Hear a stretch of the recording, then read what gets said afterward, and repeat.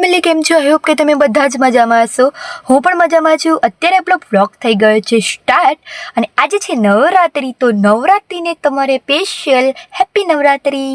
અને ગાઈઝ પહેલો વ્લોગ કેવો લાગે છે કમેન્ટમાં પણ જરૂરથી જણાવજો. મળીએ છીએ આરતીની વ્લોગની અંદર અને ગરબાની વ્લોગની અંદર. By guys. ગબ્બર છે ત્યાં સામે તમને દેખાતો હશે.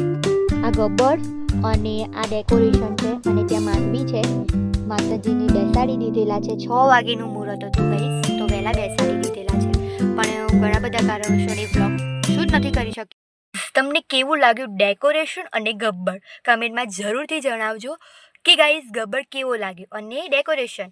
અને ગાઈસ આપણે મળીએ છીએ આરતીના વ્લોગની અંદર અને ગરબાની વ્લોગની અંદર, તો જોવાનું મિસ ના કરતા. તો ગાઈસ આરતી થઈ ગઈ છે રેડી.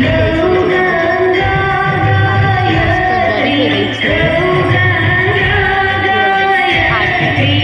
બહુ સુપર થઈ ગઈ છે આરતી દાદી.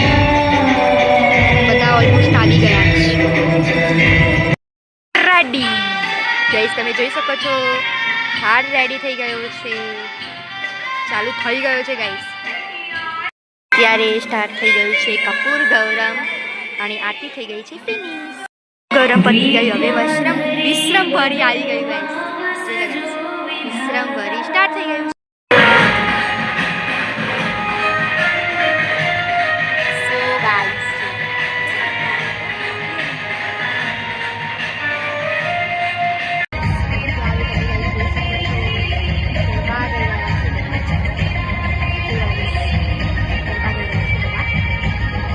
મને એવું હતું કે નાસ્તા પછીના ગરબા ગવડાવશે, પણ ગરબા કંઈ ગવડાવ્યા નથી કારણ કે ગાઈસ પહેલો દિવસ હતો ને એટલા માટે.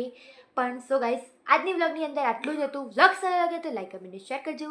ચેનલમાં આવો તો જલ્દીથી જલ્દી મારી ચેનલને સબસ્ક્રાઈબ કરજો. મળીએ છીએ એક નવા વ્લોગની સાથે, નવી મોજ મસ્તી સાથે. ત્યાં સુધી બાય બાય. હરે કૃષ્ણ. મળીએ કાલના